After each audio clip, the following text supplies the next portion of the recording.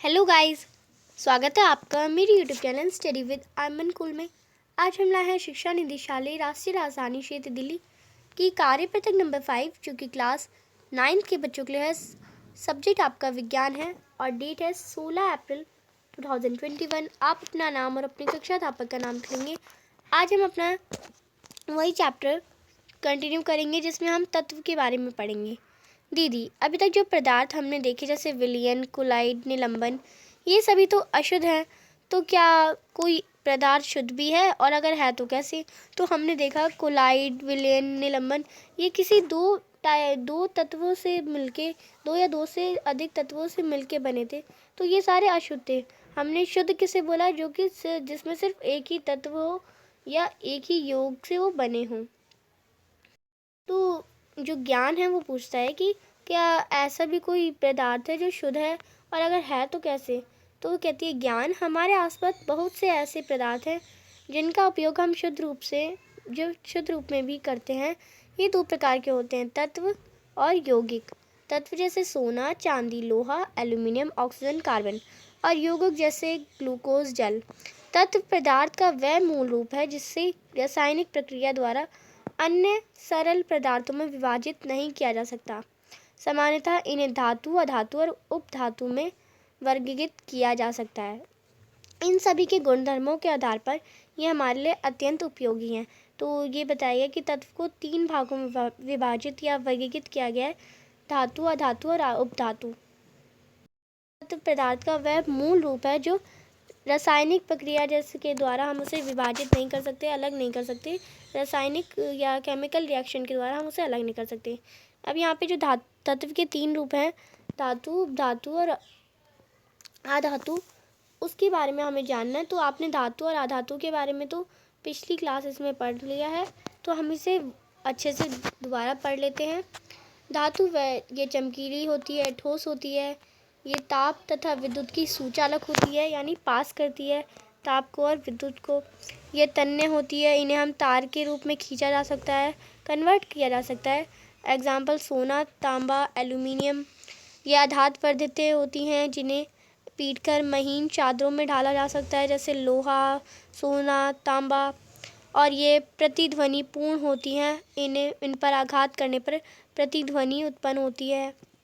अधातु इससे उल्टी होती थोड़ा, ये चमकीली नहीं होती, ये ताप और विद्युत की कुचालक होती है, ये तन्य अथवा अधातवर्धनीय नहीं होती, इन्हें तार के रूप में खींचा नहीं जा सकता, पीटकर महीन चादरों में ढाला नहीं जा सकता।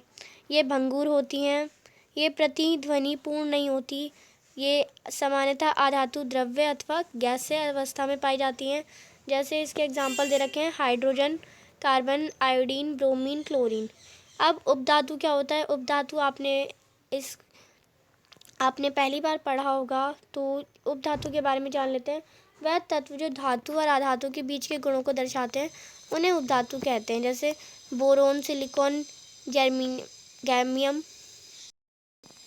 जो धातु के भी गुण दिखाते हैं और अधातु के भी गुण दिखाते हैं, दोनों के गुण दिखाते हैं, एकदम बीच के होते हैं, मीडियम होते हैं, उन्हें हम उपधातु कहते हैं। और एग्जाम्पल आपको सिलिकॉन, गैमियम और बोरोन दे रखे हैं।